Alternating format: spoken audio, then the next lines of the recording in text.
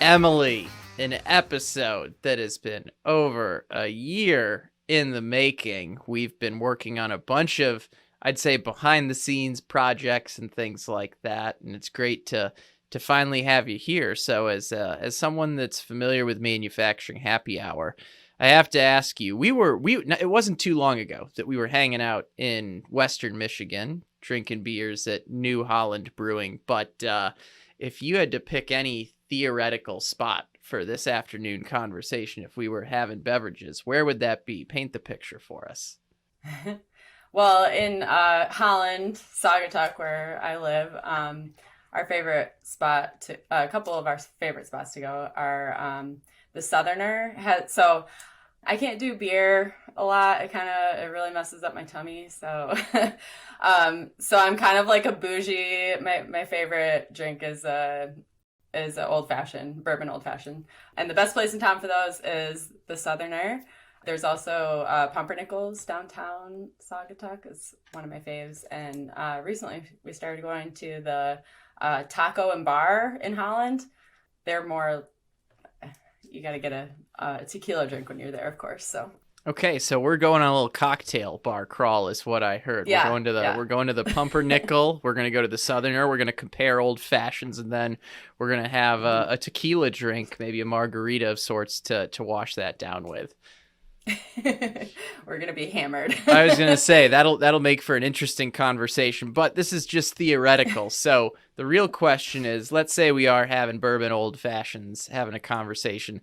The first question I have to ask you is, what does it mean to be a radical job shop? Because that's how you brand it, and you're a branding person. So I'm curious, what does it mean to be a radical job shop?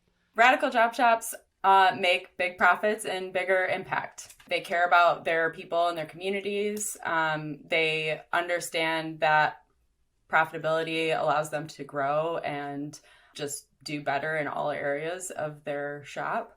And they understand the value of having a great brand and marketing. They need grit and courage, because having a radical brand means that you're speaking directly to a specific type of person. And in doing so, you might alienate other people, right?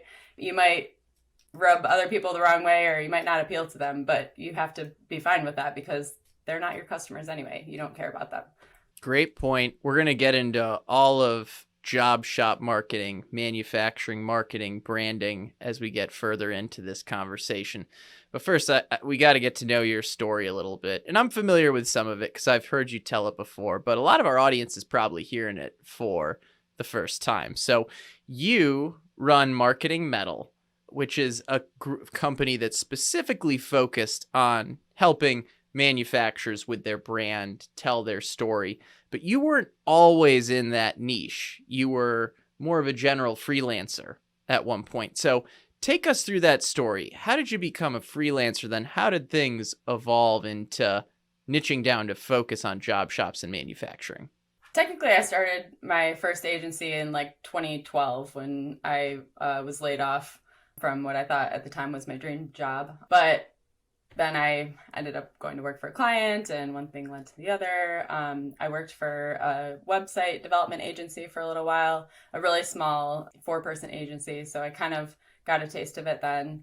And then that shop shut down, and one of the clients that I was trying to sell a website to at the time, they're an engineering and prototyping firm, a product development firm.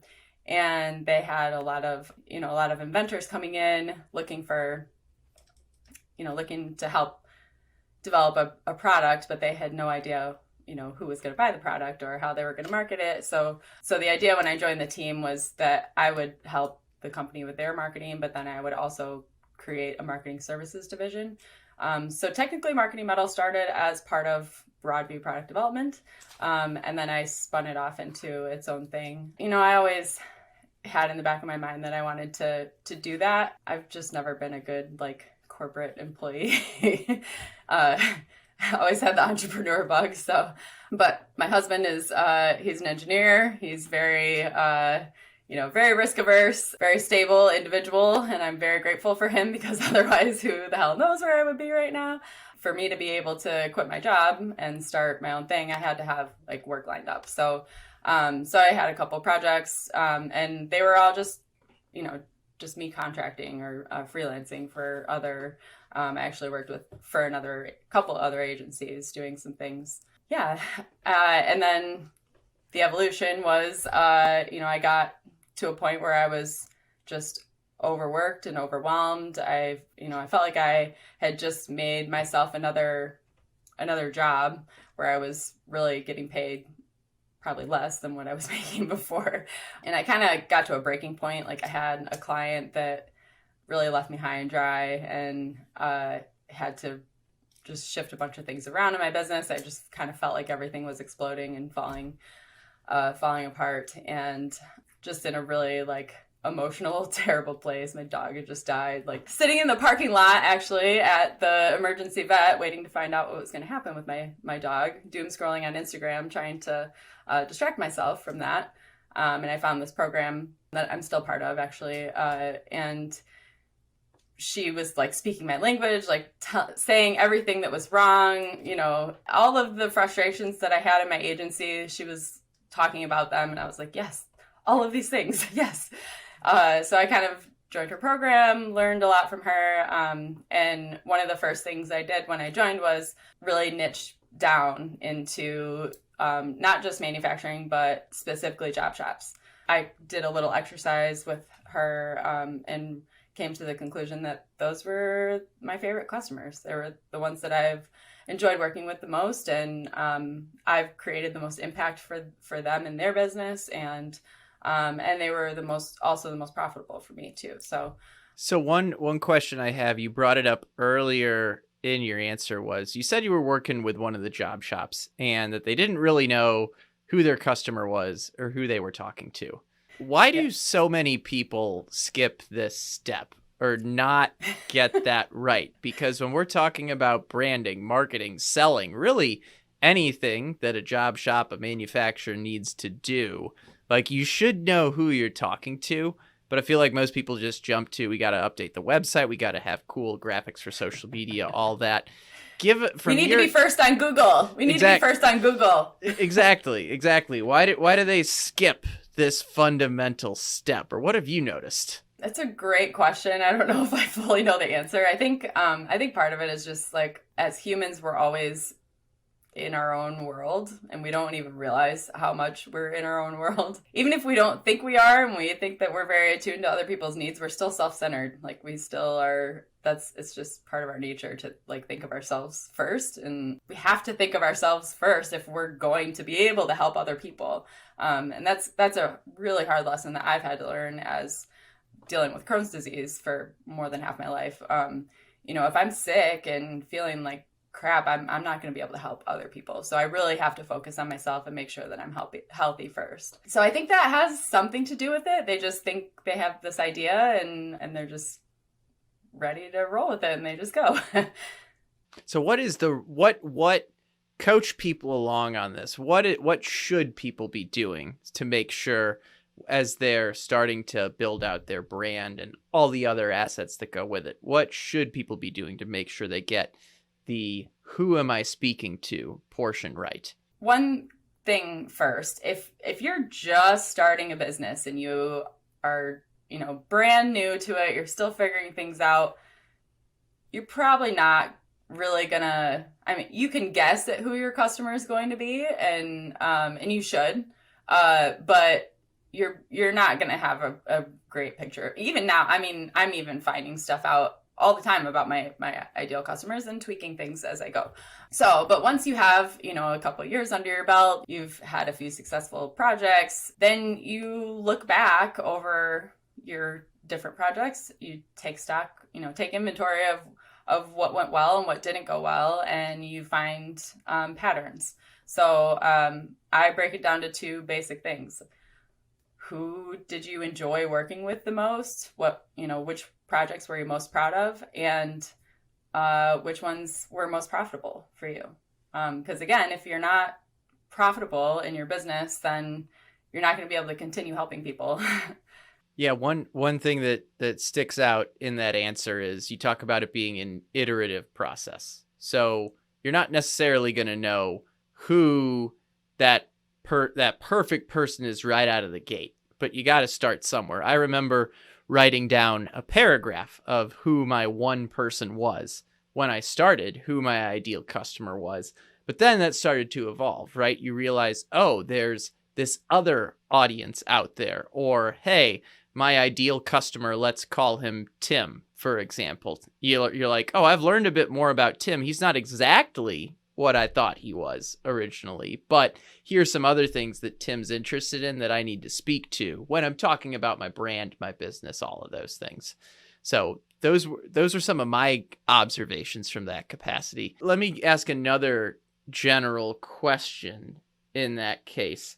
You and I have worked together on personal branding before. We've talked about personal branding. Why is personal branding like such a simple yet powerful strategy for, let's focus on job shops specifically?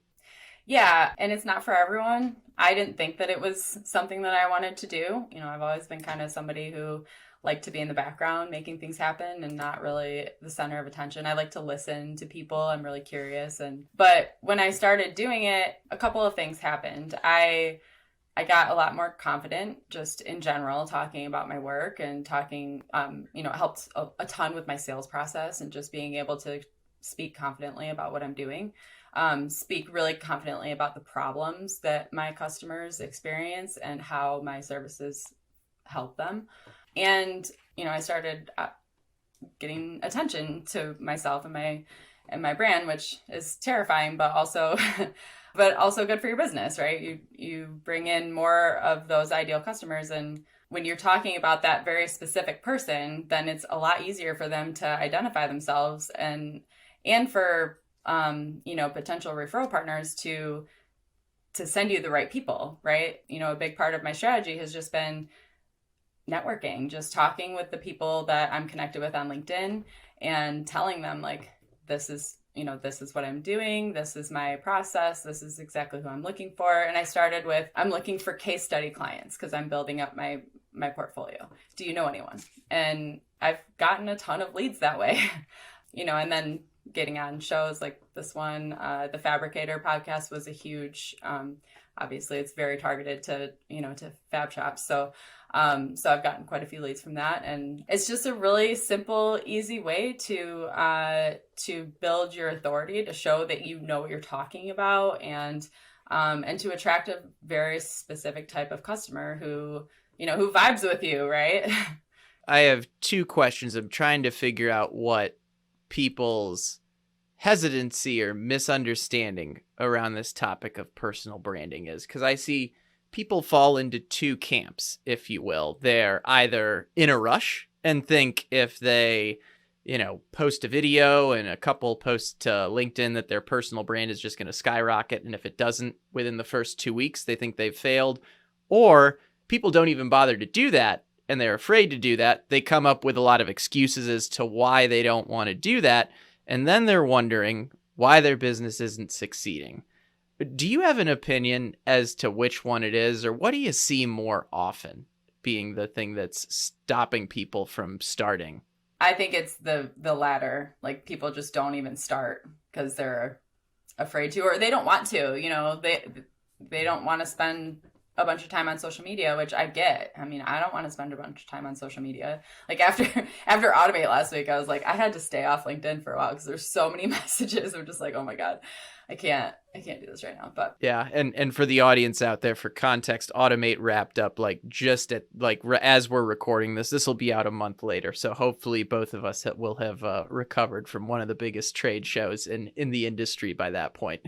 Yes, I get that. I get not wanting to spend all your time on social media, but that's not what it is, and you can't look at it that way. It's figuring out what your expertise is and figuring out how to articulate that in a way that really speaks to your audience. And the only way that you're going to be able to do that is by practicing. Just practice every day. Like, a half hour a day or an hour a day, and whatever that looks like to you. It can be getting on a podcast like this one. It can be starting a podcast, although like you said in your last one, like that's a huge undertaking, and it's why I haven't started mine yet, because I just don't have time for it, and I might as well go on other people's podcasts and get their audience, right? Well, you bring up a good point, right? There are multiple ways to start sharing your voice, right? You can start a podcast, you can guest on other podcasts, as you've done. You can post to LinkedIn semi-regularly. It doesn't need to be every day. You're making the point that you're not on there every day per se.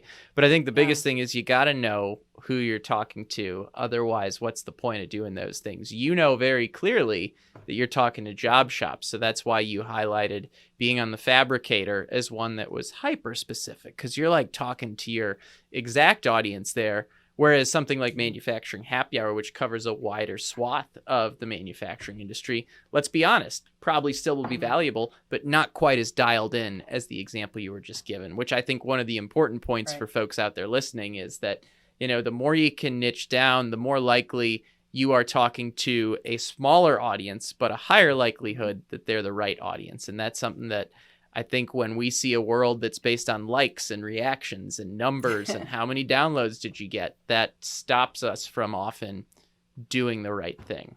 Yeah, and don't pay attention to all that stuff, right? I mean, you can't. I mean, yeah, it's good to track your metrics, but like your likes are really not that important. At the end of the day, I tell my clients, at the end of the day, the only real important metric is how many RFQs are you getting, or like how many actual leads are you getting from the work that you're doing. Yes, excellent way to wrap that part of the conversation. Don't get vanity metrics confused with like the real tangible metrics. Like, are you getting more RFQs as a result of doing this type of work? So maybe one thing we can do here is you have helped me out in the past by helping dial in a brand, Manufacturing Champions. I mentioned it a couple times on this show, but for those that are getting familiar with it, I mean, as what I've been doing as a podcaster, what you're doing as a voice in the industry, you could name any list of voices in the industry like Jake Hall, the manufacturing millennial, a lot of people that have been on this show before, Megan Zimba, you've highlighted her, who runs Mavens of Manufacturing. We've seen that there are more voices in the industry that can be leveraged for the exact type of things you're highlighting, like podcast guesting that can help brands elevate their own brand. So you had helped myself out and Jake Hall as we built out this initial, we'll call it's a brand. It's really a community of voices in manufacturing. I'm curious, when we're talking about how to build out a brand, let's use this one as an example. What are the things that you and I were working on to really dial in who that audience is and what that message needs to be?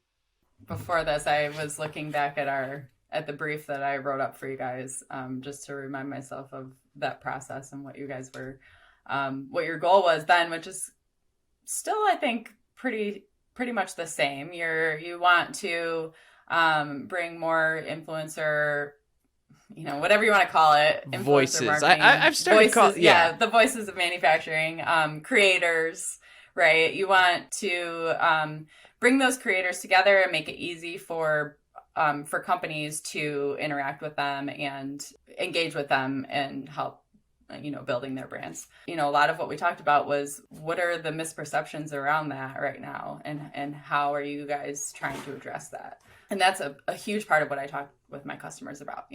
What are things that people, that your target audience dislike about that thing, about whatever it is, your process? How can we reframe that with the messaging and the marketing?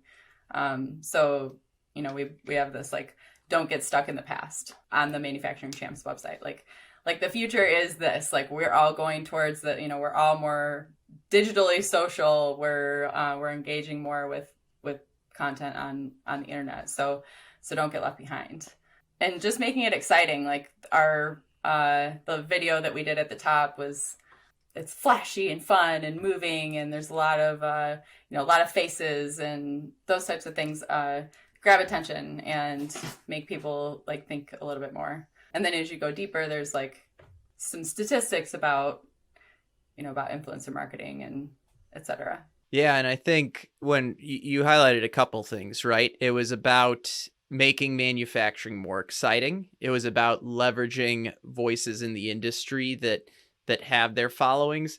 It's interesting because we worked on that over a year ago, and I do think, similar to what we've talked about with other brands, there's a third element that's evolved from that. Is when we started that, people were still getting a feel for, hey, how do I partner with a podcaster? How do I partner with someone that has a large social media following?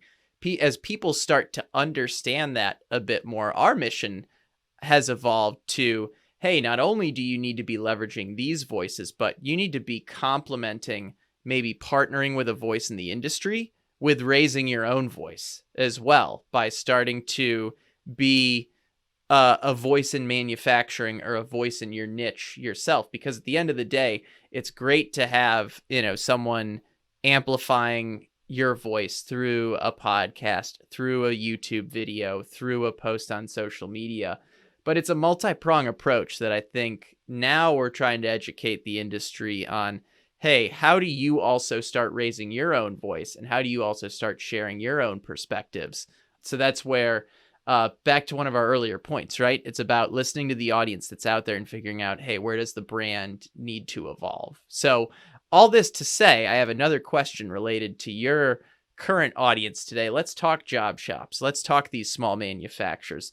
What is the issue that these groups are having now when it comes to reaching their audience that might not have been the case, let's say, years ago when you started it? What's the new thing that brands need to be thinking about if they're going to raise their voice to point people to their job shop, to their business, etc.?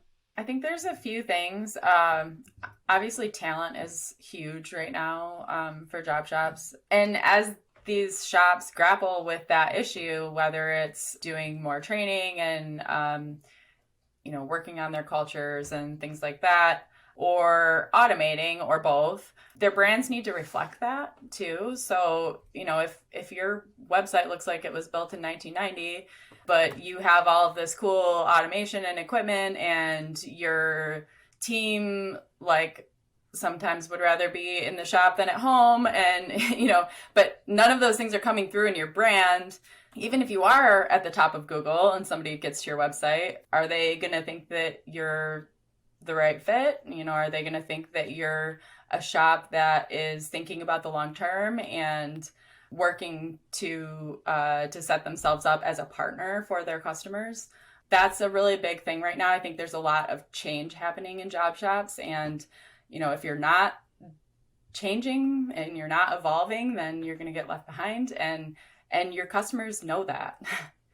Customers that are sourcing your services, they know that. So let's to kind of put a bow around this part of the conversation. What is something that small to mid-sized manufacturers, that job shops, what's a short list of things they should stop doing, and what's a list of things they should definitely be doing right now? Stop just putting your equipment list on your website. Are you selling equipment or are you selling services? Because I come across job shop websites all the time. They don't have services listed. They don't have a services page. They have an equipment list. Why do you have an equipment list on your site? You're not selling equipment. You are selling services. You are selling expertise. You are selling skills that other shops don't have. So what are those skills? Stop trying to do everything. Stop just taking any project that comes in the door. I know sometimes it's hard to say no to work if you're in a tight cash flow position, but how much is that job that's not a right fit for your shop going to cost you in the long run?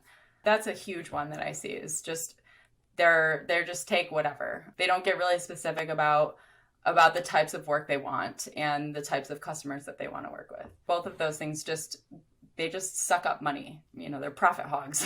Yeah, I appreciate you highlighting. You kind of highlighted both answers in the same two things you listed. It's like, stop saying you sell equipment, start focusing on the solutions and services. So that was a stop and a start there. And the second part of that was stop taking any project that comes in the door and start taking the ones that are most important to your business. Because like you said, it comes down to these are things that suck money out of your business. So, well, as we're getting towards the end of this conversation, I'm going to shift gears a little bit. We're going to go back to your story, your personal brand, your own personal brand, because as we're talking about branding, I think it's very appropriate that for those watching the video version of this podcast, and really in any Zoom call or Teams call that you have with Emily, there are vintage horror movie pictures behind you, like Creature from the Black Lagoon. Like, that's your vibe. You're like, you are very explicit that, you know, you kind of like that spooky stuff, that Halloween vibe, and you've built that into your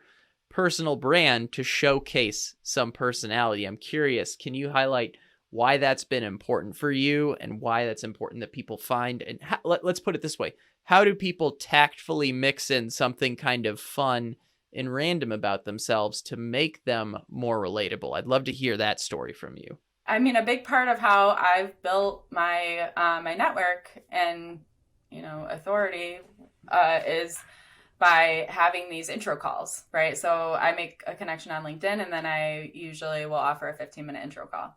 So I'm on these Zoom calls all the time, and having something in the background, just it's an icebreaker, because people are like, what do you have back there? Are those, you know, like, are those comic book? What do you, you know, and then I can kind of talk about it and where it came from. And it gives you a personality. It's hard to get the drop on somebody, right, just from seeing their LinkedIn profile. But when you bring some personal elements into it, you look more human, right? And that's something that all of us need right now when we're constantly trying to assess whether we're talking to a bot or not, you know, on the internet. So. Great point. We got to know a little bit of your story at the beginning of this interview, but one thing you brought up in this conversation, one thing you've highlighted before, is that you have Crohn's disease, and you've highlighted it from the perspective, or at least the question I have for you is, you know, everyone has unique aspects about who they are, whether it's something along those lines, whether it's where they're from, upbringing, etc. They're all things that make us unique. And you've talked about how you've used that as a strength as an entrepreneur before. So I'd love to hear how you leverage that as a strength in your business, the way you go to market, all those type of things. I mean, first of all, Crohn's, like having Crohn's is a big part of probably what pushed me to start my own business and to rework my process in the way that I do it. It's hard for me to be in person, number one. I had a major surgery about 6 years ago, and ever since then, it's been really hard for me to like go and be in an office for 8 hours a day. I tried for a couple years, and it just was awful. So it's definitely affected the way that I approach my business and the way I structure it. But it's also just made me resilient. Being an entrepreneur is hard. It's very hard. It's not like having a job. You're not just going into work every day and, you know, doing the same things. It's constantly up and down. One day you have an amazing opportunity that comes up, and the next day realize that your bank account is completely shot. Like there's just a lot of up and down, and, you know, and hopefully you kind of, the ups and downs get to be a little bit less, but it takes a lot of grit and, you know, resilience to put up with that. So I think having managed my Crohn's for more than half my life, it's been, it's definitely been a learned trait. So that would probably be the biggest thing. And I've had to really advocate for myself. I don't know how much you've had to deal with our wonderful healthcare system in this country, but you really have to, you know, sometimes scream and cry for what you need in order for them to be met. And sometimes you have to do that as a business owner too. Like you really have to stand up for yourself and say, hey, I need this thing. Like this is what has to happen. Otherwise. I appreciate you sharing that part of your story with us. There's been a lot we've learned from you throughout this episode. And, you know, we highlighted job shops a lot in this interview, right? But there are other groups within manufacturing that you started to specialize in. Can you tell us more about that? Yeah, sure. So I define job shop as any shop that's building, or any company that's doing custom work for manufacturers. So that can include fabrication and machine shops, but also robotics integrators, service providers that are specifically working with manufacturing, prototype companies, engineering firms, things like that. Excellent. Well, I will have a link to connect with you and Marketing Metal over in the show notes. Emily, I just want to say thank you so much for jumping on today's show and taking some time to hang out. We got to grab old fashioned soon. Yes, please. Cheers. Thank you so much for having me. Cheers.